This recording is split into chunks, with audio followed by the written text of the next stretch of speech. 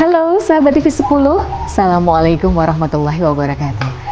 Selalu berharap Anda dalam keadaan sehat walafiat tanpa kurang suatu apa dan bahagia rasanya. Karena saya Carla Ratna dapat kembali menjumpai Anda melalui program Bincang Psikologi persembahan TV 10.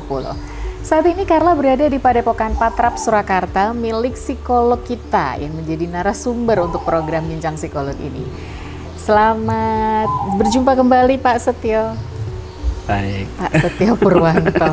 Belum nanya kabar loh Pak, udah baik. Tapi jadi kita tahu bahwa Pak Setio baik ya kabarnya, alhamdulillah. Baik Pak Setio.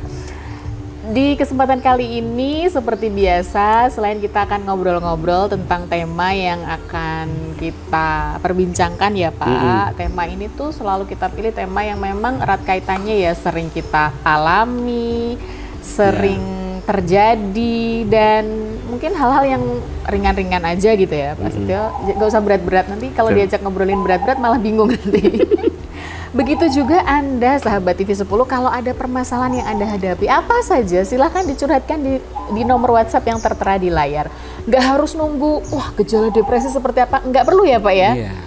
Anda mungkin ada kesulitan apa gitu, kesulitan untuk melupakan apa, atau kesulitan untuk tidur gitu aja, itu harus sudah perlu berkonsultasi dengan psikolog ya Pak ya? Iya. Sebegitunya ya, misalnya tidak bisa tidur 3 hari berturut-turut. Oh iya. Fisiknya sebenarnya awalnya baik gitu, tapi mungkin kan ada sesuatu yang perlu diurai. Nah itu waktunya untuk ke psikolog ya Pak? Iya. Nah itu dia, peran psikolog di situ.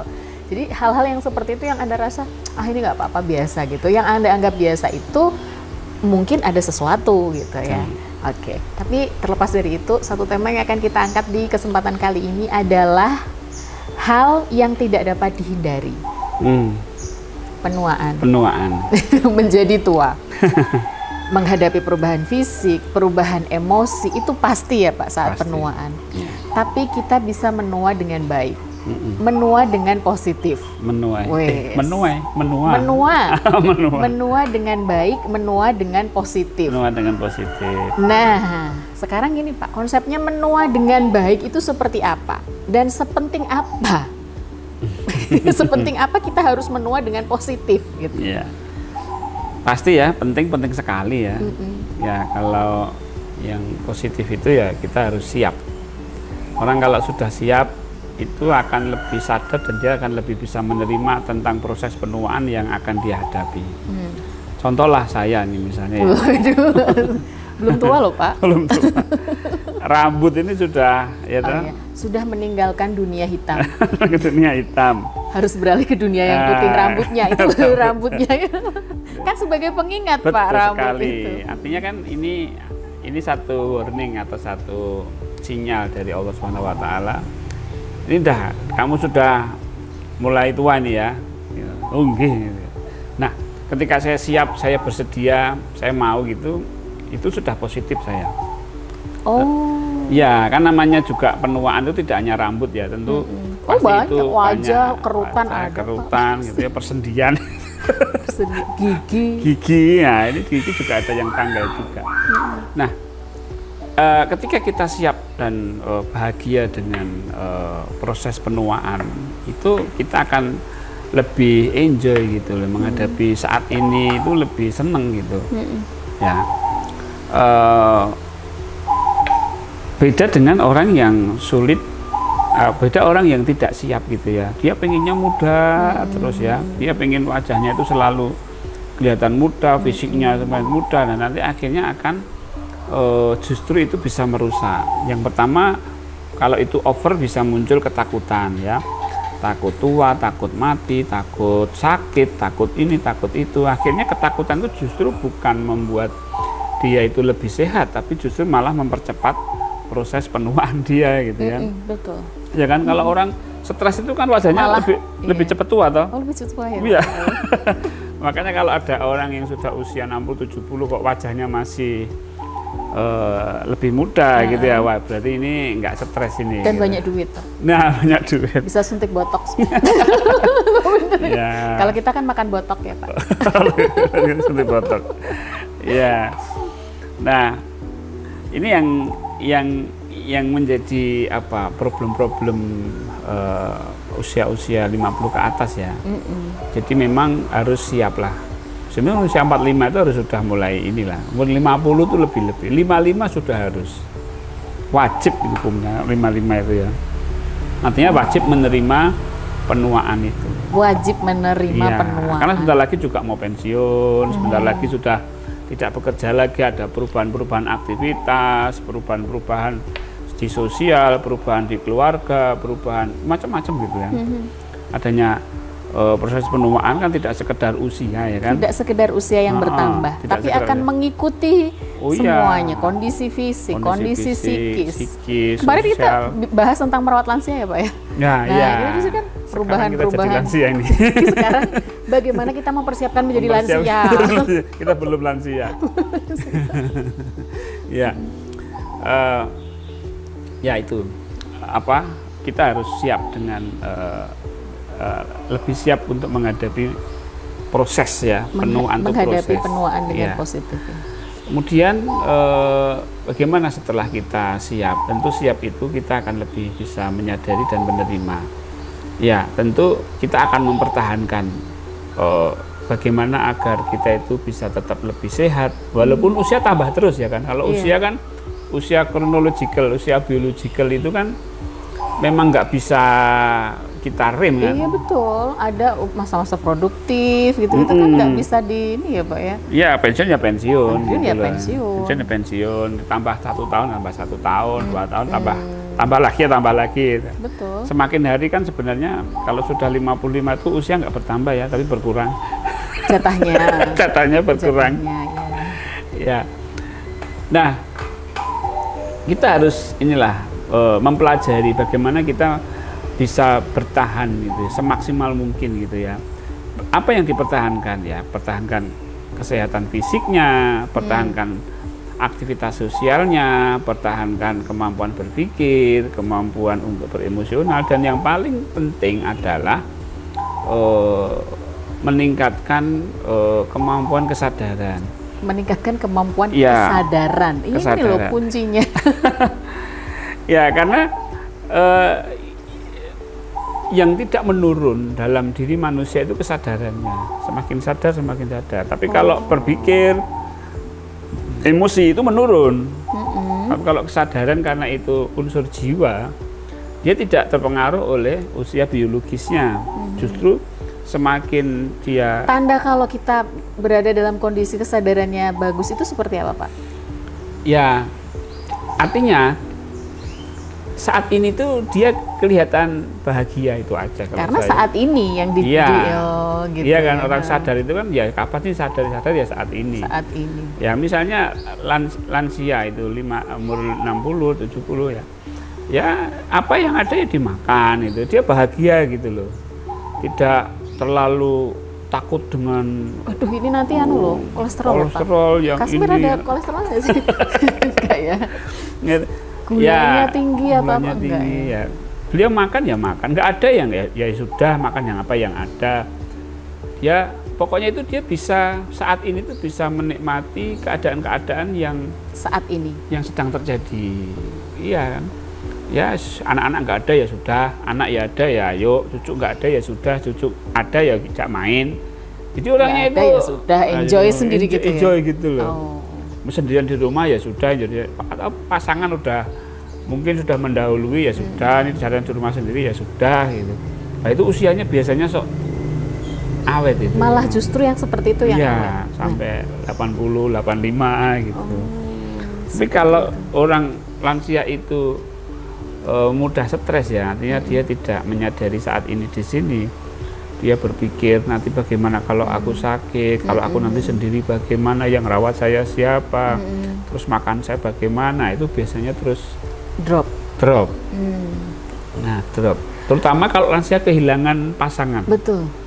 Nah kehilangan pasangan itu kayak ya bener-bener kehilangan separuh jiwanya. Nah, nggak sampai 1000 hari nyusul. Gitu ya Pak. Ya, nah ini Pak, terkait dengan gitu. Biasanya kan bagi lansia itu penuaan itu bisa membuat atau bisa merasa bahwa dia tujuan hidupnya tuh sudah tercapai semua. Ya. Itu. Terus seiring bertambah usia tuh banyak lansia yang merasa sudah nggak banyak yang bisa dicapai lagi. Ya. Padahal untuk tetap bisa hidup itu kan harus tetap memiliki tujuan hidup yang jelas. Oh iya. Makanya harus ada target, tujuan. Tetap ya? Tetep. Oh, harus ada ya? Harus ada. Tapi targetnya mungkin beda, tidak Iya, yang beda. keduniawian gitu ya Pak? Atau bagaimana? Iya, sesuai dengan amanahnya lah. Oh iya betul, sering Iya. disampaikan Pak Setio, semua sesuai dengan amanahnya Amanahnya. saja, betul. Misalnya,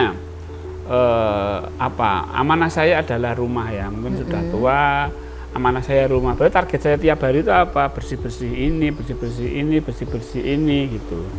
Sesuai dengan amanahnya. Sesuai dengan amanahnya. Betul. Amanah saya yang dititipkan ke saya ya, itu dititipkan adalah apa? rumah, ya sudah saya rumah jaga. atau mobil atau tubuh saya sendiri gitu. Tubuh itu juga amanah Nah, ya tubuh Pak? itu juga amanah. Artinya kalau waktunya istirahat ya saya istirahat. Waktunya saya harus makan obat ya saya makan obat gitu. Itu termasuk amanah juga? Itu termasuk tujuan dan target. Tujuan dan target.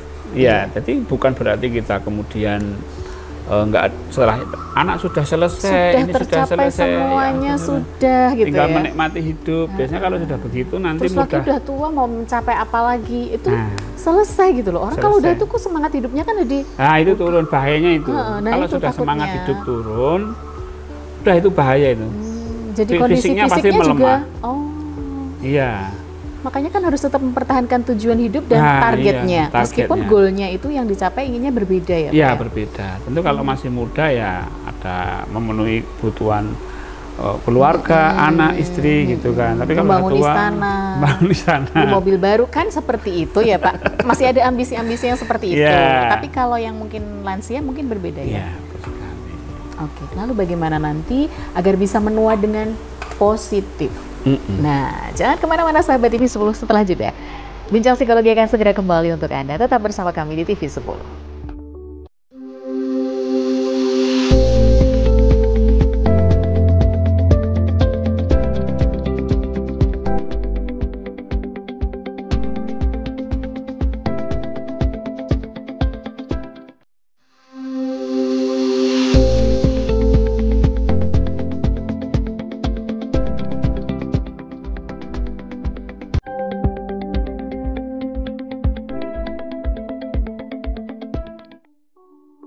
Terima kasih Anda masih menyimak program Bincang Psikologi Persembahan TV 10. Ada saya Carla Ratna dan psikolog kita yang selalu setia menemani kita berbagi ilmunya, sharing-sharing ya Pak. Ilmu kalau dibagi kan bukannya berkurang ya Pak? Tambah. Bertambah malah ya. Dan bertambah pahalanya juga. Apalagi kalau bermanfaat untuk sahabat TV 10. Jangan lupa nih, biar ilmunya tambah bermanfaat. Silahkan curhat ke sini, siapa tahu nanti ada pencerahan lah untuk Anda. Sama halnya dengan kita yang ada yang bilang nggak siap untuk menua, tapi ada yang ingin justru menua dengan baik, menua dengan bijak, menua dengan positif lah istilahnya. Nah, kita unduh ilmunya ini dari Pak Setio. Bagaimana Pak supaya kita bisa menua dengan positif? Setidaknya panduan lah tentang bagaimana kita bisa menua dan mengelola. Waduh, berat ya. Ya, perubahan hidup yang kita semakin hari semakin tua, bukannya semakin muda, fisik bukannya semakin bagus, tapi semakin turun. Ya kan Pak? Iya. Tapi yang tetap bertahan dan tetap bagus adalah kesadaran. Nah itu tadi. Betul sekali. Lalu bagaimana Pak panduannya agar kita bisa menua dengan positif? Ya, setiap tahap perkembangan itu yang diperlukan adalah sikap menerima ya. Remaja, dewasa, tua itu fase-fasenya itu unsur yang paling membahagiakan itu adalah acceptance atau menerima. Maka bagaimana agar orang tua menjadi lansia itu bisa menerima, tentu harus ditingkatkan kesadarannya, ya kesadarannya.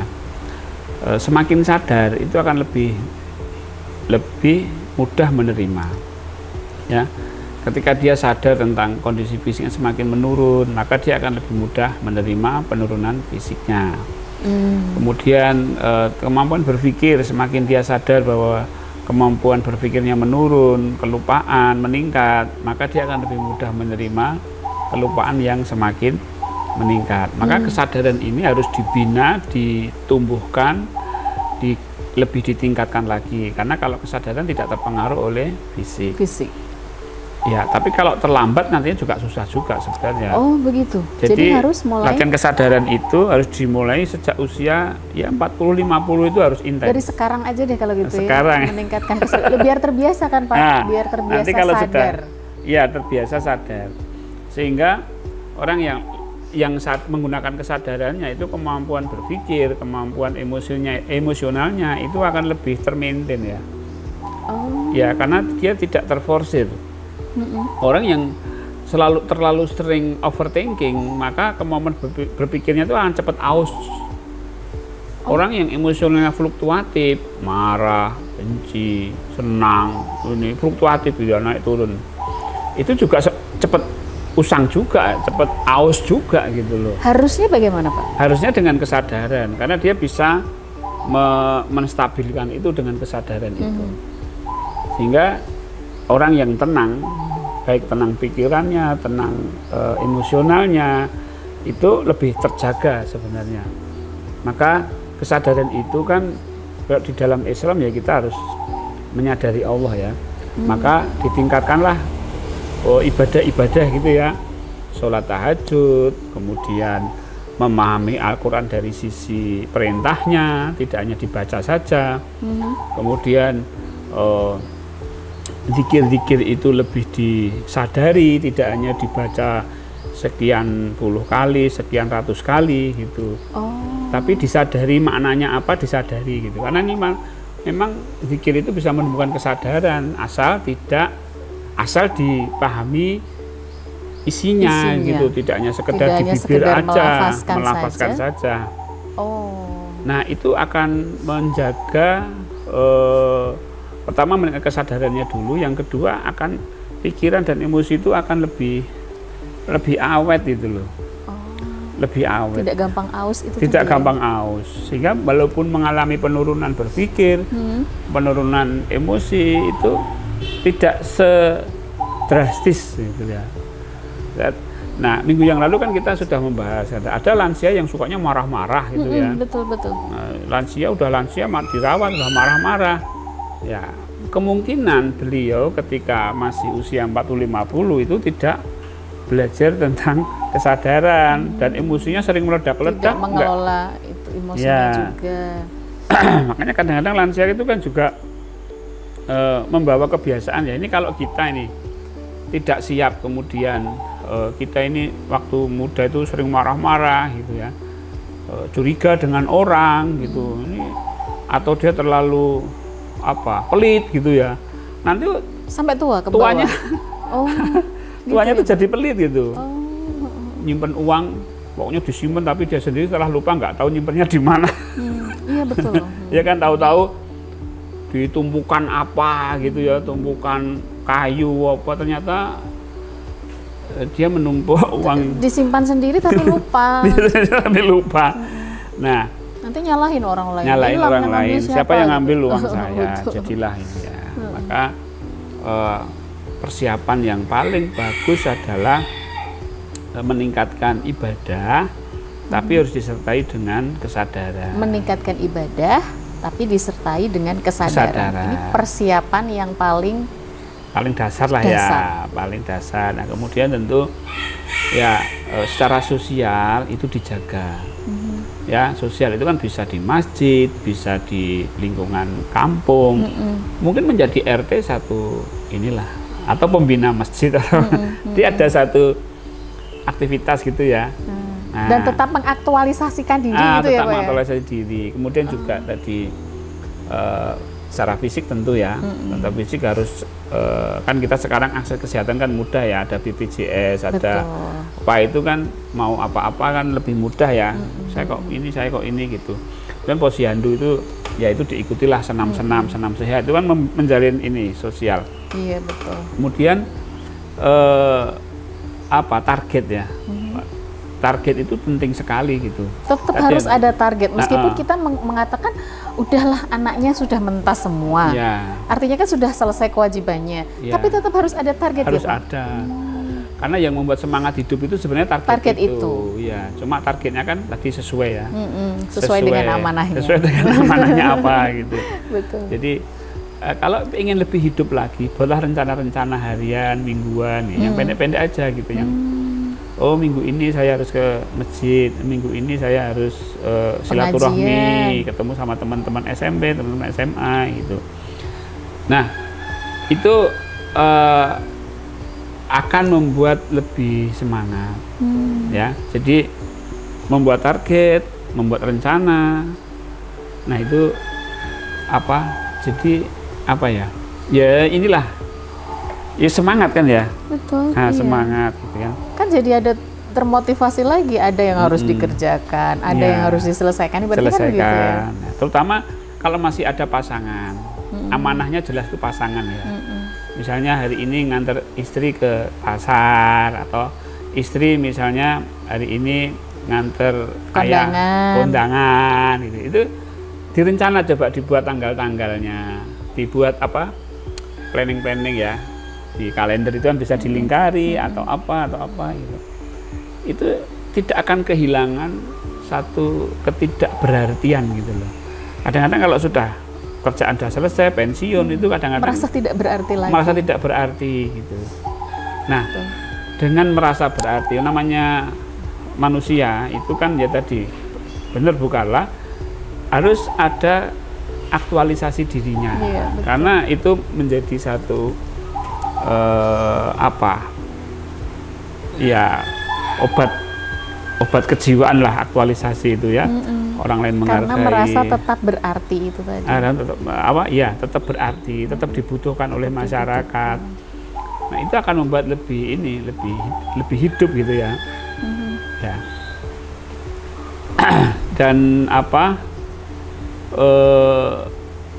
satu hal ya, bagi orang tua itu jangan, kalau memang yang saya lihat itu rumah itu jangan terus dibagi-bagi ke anak-anak gitu ya, kalau dia masih ada gitu ya. Karena begini, kadang-kadang orang tua itu anak ini sudah dibagi-bagi gitu kan, sehingga dia merasa tidak punya apa-apa gitu kan. Oh iya, benar juga ya Pak ya. Iya. Jadi kalau bisa memang kita itu mempersiapkan masa depan itu memang nantinya sih untuk anak-anak gitu loh. Tapi kita harus menjaga diri kita juga gitu loh. Kalau aku nanti nggak punya apa-apa, nggak punya, terus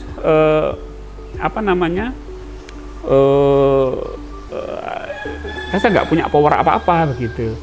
Nah, kemudian yang kedua, anak-anak itu kalau dimotivasi, kamu harus beli rumah sendiri, kamu harus punya rumah sendiri, itu akan lebih dia akan lebih termotivasi daripada ini kamu sudah saya kasih rumah, ini kasih rumah, udah tak kasih bagian ini. Nah, tentu lansia itu juga butuh ekonomi juga, butuh keuangan juga. Betul. Dia butuh kemandirian ya. Dengan misalnya dia masih punya rumah dikontrakkan, kontraknya untuk kehidupan. Secara finansial dia aman, dia lebih happy, sehat, lebih panjang umur, karena dia merasa ya finansialnya aman gitu, nggak ketar-ketir. Cucunya kesini nggak bisa ngasih, itu kan ini loh Pak, sebagai orang tua pasti ya Pak ya perasaannya. Kalau misalnya ini rumah dikontrakkan, kemudian dia dapat rumah, uangnya ini untuk cucu, untuk ini, nah itu kebahagiaan orang tua itu. Betul, sederhana sebenarnya ya Pak ya. Tapi kadang anak-anak makanya anak-anak juga harus paham gitu loh. Betul. Jangan main minta jatah warisan. Betul, itu salah satunya. Berarti memang orang tua memang ya benar ya, finansial juga harus aman. Iya, dia gitu. harus punya penghasilan. Itu yang membuat mereka tetap merasa bertahan. Iya, gitu. Oke, nggak terasa di 30 menit. Aduh, seru sekali padahal. Karena setiap orang yang insya Allah panjang umur kan tetap akan melewati masa tua ya Pak. Betul. Itu dia, bagaimana mempersiapkan atau menghadapi penuaan dengan positif. Artinya tetap harus ada target yang harus dicapai. Tidak ada yang mau disampaikan Pak untuk sahabat TV 10 terkait dengan tema kita hari ini? Iya, penuaan tentu tidak bisa kita hindari, sahabat TV 10. Kita harus mempertahankan hidup kita dengan penuh kesadaran, penerimaan, sehingga kita bisa melewati proses penuaan, proses menua ya, itu dengan bahagia. Melewati proses penuaan dengan bahagia. Wah, indah banget ya Pak. Iya. Luar biasa. Jadi memang ada beberapa aspek ya untuk bisa menghadapi penuaan dengan positif ya Pak ya.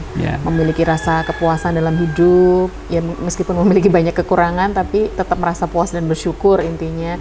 Kemudian memiliki keterbukaan dalam hidup, kemampuan mau belajar, tetap mengaktualisasikan diri, dan memiliki kebermanfaatan hidup atau merasa berharga, itu tadi merasa berarti gitu ya Pak? Berarti. Tetap mengaktualisasikan diri. Baik, semoga kita menua dengan bahagia dan positif. Amin. Diberikan panjang usia juga. Amin. Jangan lupa untuk curhat di sini di nomor WhatsApp yang tertera di layar. Silahkan, gratis untuk Anda sahabat TV 10. Saatnya saya Carla Ratna, Pak Setio Purwanto, kemudian juga seluruh kru yang bertugas untuk undur diri dan menjumpai Anda kembali insya Allah di lain kesempatan. Pastikan Anda selalu bersama kami di TV 10, inspirasi dan edukasi. Assalamualaikum warahmatullahi wabarakatuh. Waalaikumsalam warahmatullahi wabarakatuh.